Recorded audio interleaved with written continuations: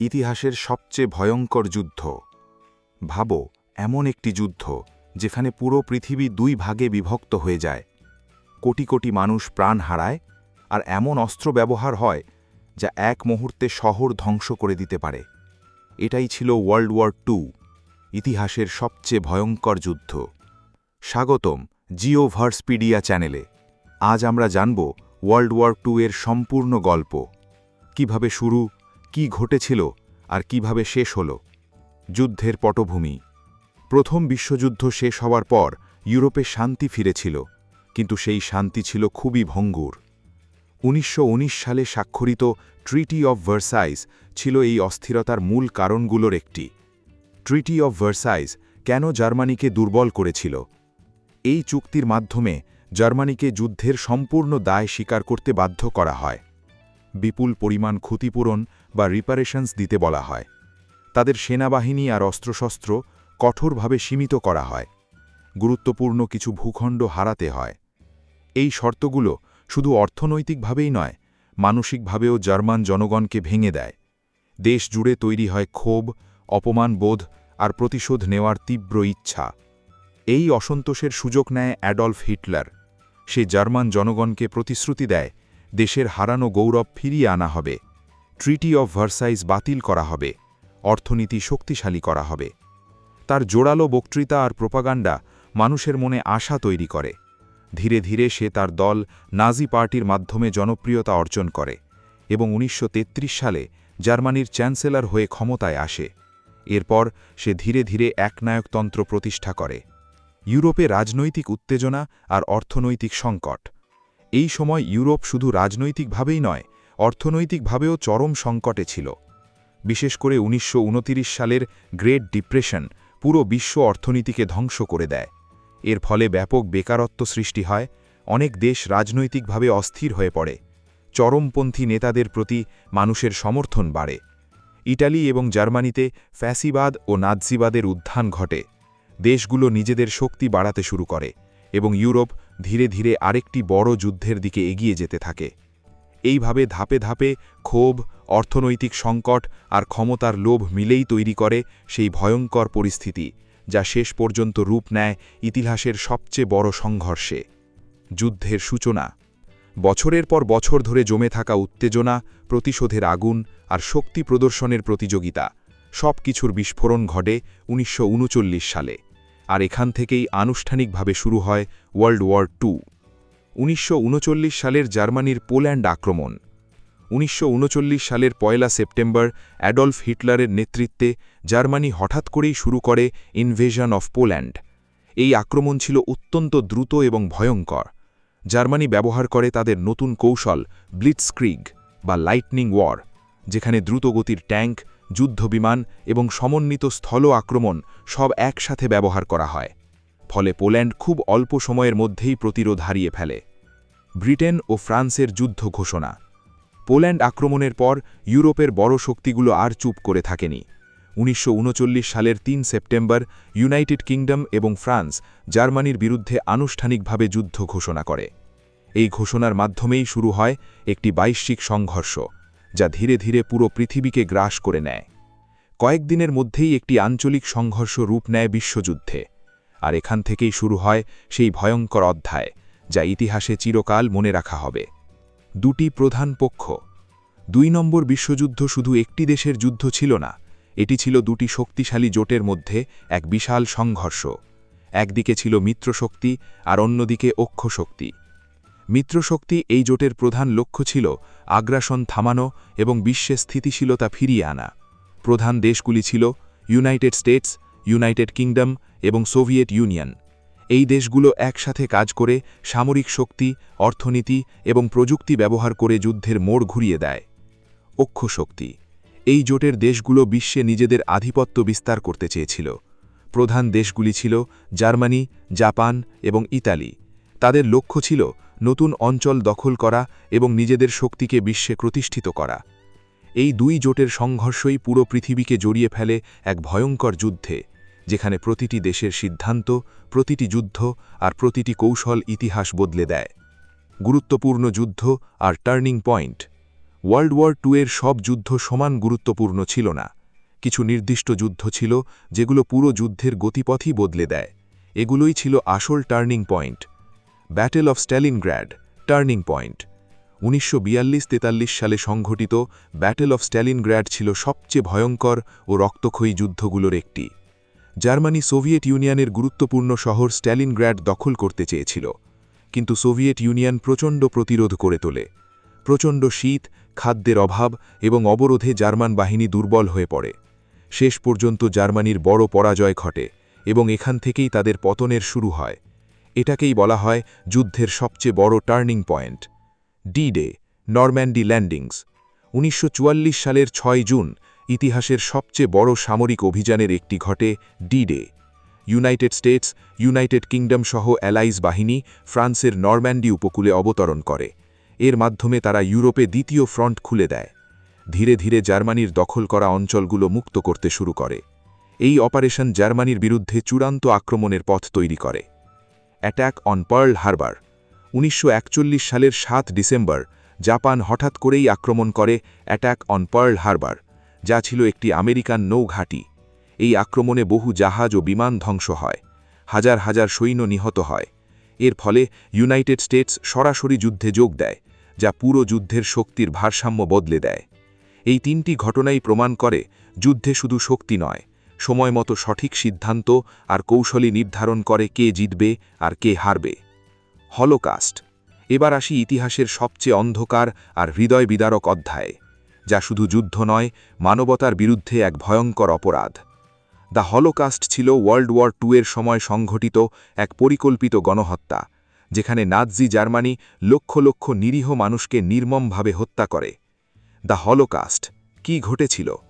Adolf Hitler এবং তার নাৎজি শাসন বিশ্বাস করত যে জার্মান জাতি শ্রেষ্ঠ, আর অন্য কিছু জাতি, বিশেষ করে ইহুদিরা, তাদের জন্য হুমকি।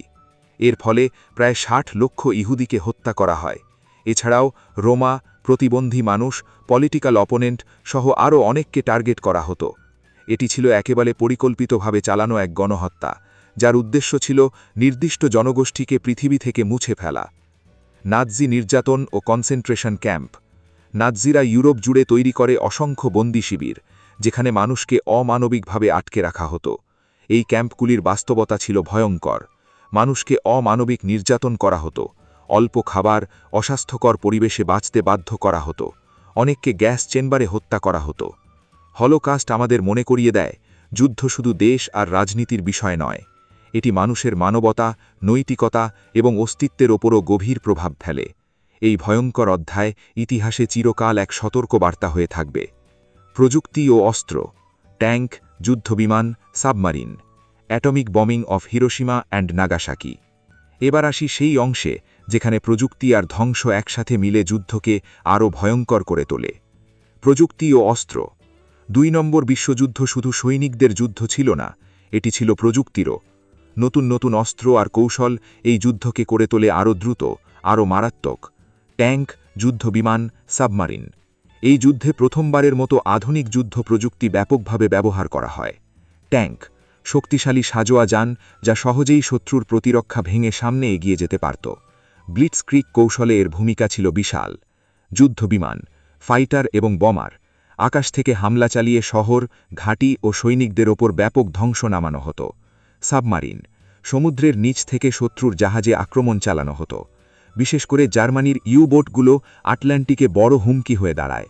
এই প্রযুক্তিগুলো যুদ্ধকে করে তোলে দ্রুত, গতিশীল এবং অনেক বেশি ধ্বংসাত্মক। অ্যাটমিক বমিং অফ হিরোশিমা অ্যান্ড নাগাসাকি।